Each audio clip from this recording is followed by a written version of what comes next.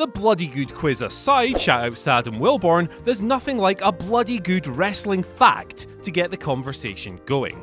I'm talking about those little nuggets of information that have your mates scrambling for their phones to check whether or not you're talking absolute guff whenever you drop one.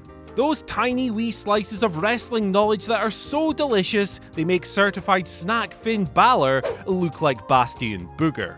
Of course, as is the case with film, music, and comic book fanatics, loads of wrestling fans feel compelled to know as much as possible about their specialist subject, and the more obscure, the better. That's why I'm here to talk to you fine people today. It's time to arm you guys with so much oddball wrestling knowledge, nobody will be able to knock you down the next time you and your pals are triviaing each other's twats off. So let's drop some knowledge bombs. I'm Andy for WhatCulture Wrestling, and here are 10 shocking wrestling facts. Number 10. No way Jose is better than Brock Lesnar. Okay, of course not. One man is a fun novelty act with a massive crew of mad lads who's lucky to make television most weeks, while the other is a big bad mad lad who rarely makes TV himself, albeit through choice.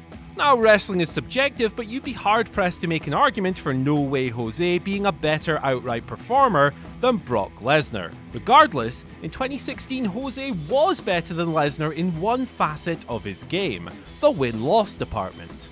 Jose closed that year with 56 wins from 76 matches, making for a win percentage of 73.7. Lesnar, meanwhile, won 8 of his 11 bouts, coming in at 72.7%, which tells us two things. Number 1, not all wins and losses are created equally, and number 2, house show babyfaces win. A lot. Number 9, the origins of Gangrel's name. Wrestling ring names come from all kinds of wacky places.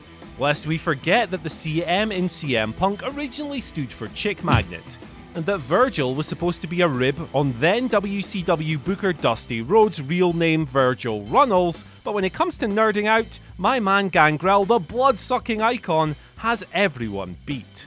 His name was originally derived from a fictional vampire clan in the role-playing game Vampire: The Masquerade, which was first published back in 1991.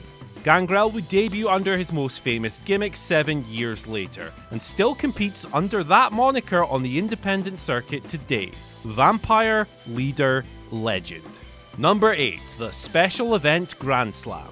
When we talk about Grand Slams in WWE, we're usually referring to wrestlers who've held every single championship available to them at the time. There are literally dozens of lads who've done that in WWE, but when it comes to the Special Event Grand Slam, which admittedly isn't really a thing, only 2 men have accomplished the feat. We're talking about King of the Ring, Money in the Bank, and the Royal Rumble here. Now, the first name to win all 3 is Edge, which shouldn't really come as a huge surprise given how successful he was across multiple eras. But what about the second name? Is it John Cena, perhaps? Randy Orton? Or maybe even Triple H? The answer, my friends, is none of the above. It's Sheamus. Big bloody Sheamus. Brilliant. Number 7. The real reason Alberto Del Rio wore scarves. We here at WhatCulture.com love a real reason almost as much as Chris Jericho and Alberto Del Rio loved wearing scarves to the ring. And if you want to know why Dirty Bertie decked his neck out in them, Y2J has the answer. In an appearance on Huffington Post Live, Jericho revealed that Vince McMahon absolutely despised the scarf, and told Del Rio to wear them on his way to the ring because, in Vince's words, scarves are heat. That's a weird one, but Bertie did look like a bit of a fanny when he was walking down to the ring with a scarf around his neck, just like Jericho before him, so who are we to argue? This is all very strange, but let's be honest, it's nowhere near as strange as Vince's reported hatred of, say, sneezing, or Christian's face. Number 6. The weirdest title win of all time. Although his WWE career ended on a sour note, Cody Rhodes had a fun little introduction to WWE main roster life, as the grandson of a plumber debuted via a quick program with future legacy ally Randy Orton, then drifted into a program with Hardcore Holly. What started as a rivalry blossomed into a partnership, and the duo became tag team champions by defeating Trevor Murdoch and Lance Cade, They'd hold the belts for over 200 days, and it all came crashing down when Bob and Cody were set to face newcomer Ted DiBiase Jr. and a mystery partner at Night of Champions 2008. Rhodes himself turned out to be that mystery partner. It transformed the bout into a handicap match, which they won, making Cody technically the only WWE wrestler to ever lose a title by beating himself to win the title. Weird. Number 5. WCW lost $65 million. $65 million in 2000. Want to know just how quickly WCW went to piss? Well, just have a look at these figures. In 1998, the promotion made a total of $30 million in profit. Not bad at all. In 1999, that figure had fallen to a $9 million loss, and it all came in the last 6 months of the year as well, as the first 6 were actually profitable. And then in 2000, that figure fell to a whopping $65 million in losses, making for a total negative swing of $95 million in just 3 financial years. Nice one, Russo. Good job, mate. Number 4. The Big Three. WrestleMania is, of course, the biggest WWE show of the year, the company's season finale, and the one event that Vince McMahon and his cronies calibrate every storytelling mechanism around. The old WCW equivalent was STARRCADE, which WWE have recently revived as a special live event, and TNA, or Impact Wrestling, have Bound for Glory. Very few wrestlers get to share a ring at 2 of these events, let alone 3, with Hulk Hogan and Sting the only wrestlers to ever earn that distinction. Their infamous STARRCADE match for the WCW title went down in 1997, and 14 years later, they'd meet at TNA Bound for Glory, where Sting would again defeat Hogan.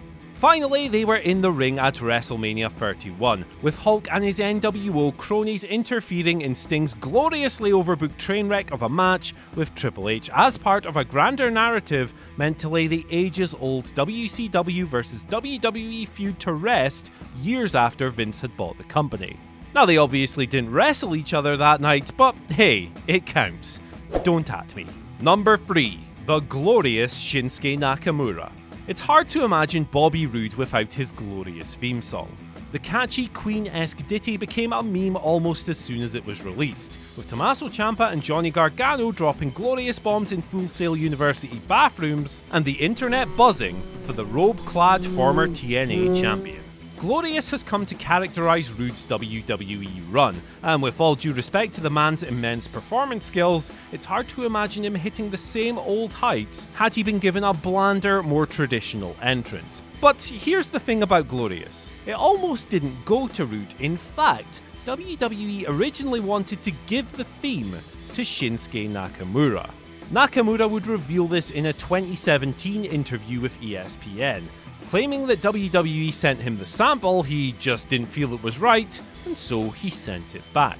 This turned out to be a wise move. Can you picture the King of Strong Style swaggering his way down to the ring to Glorious, rather than the perfect Rising Sun track he originally had, the melody of which fans would spend much of his babyface run bellowing back to him? It just isn't right. Number 2. WCW Champions on WWE TV. There's an old saying in professional wrestling that goes a little something like this. Sooner or later, they all come to see the king. Sooner or later, they all bend the knee. And sooner or later, they all kiss the ring.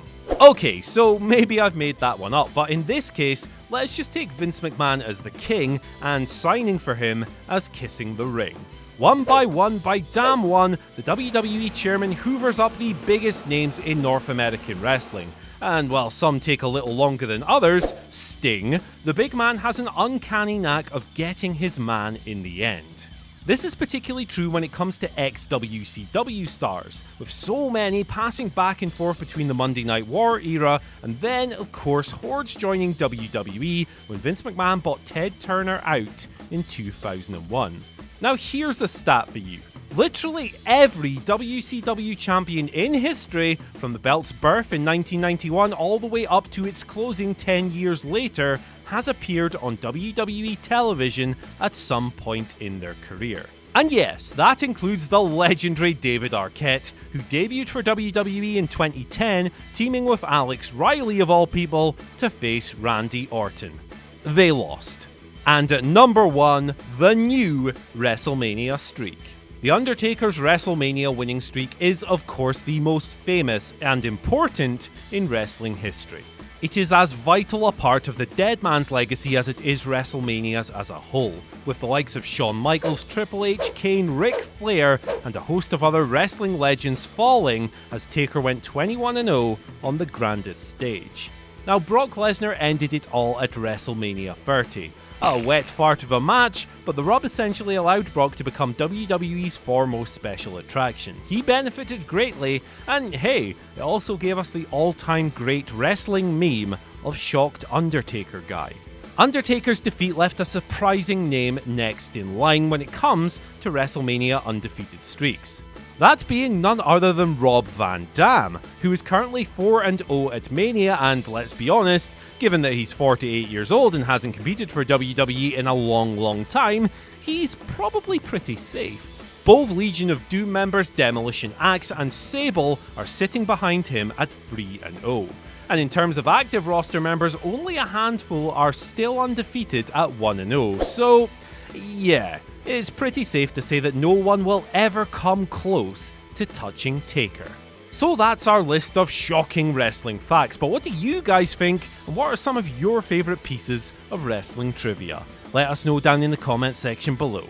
After that, don't forget to like, share and subscribe, follow us on Twitter at WhatCulture WWE, and follow myself at Andy H. Murray for more rancid patter. Until then, I've been Andy, and I'll see you later.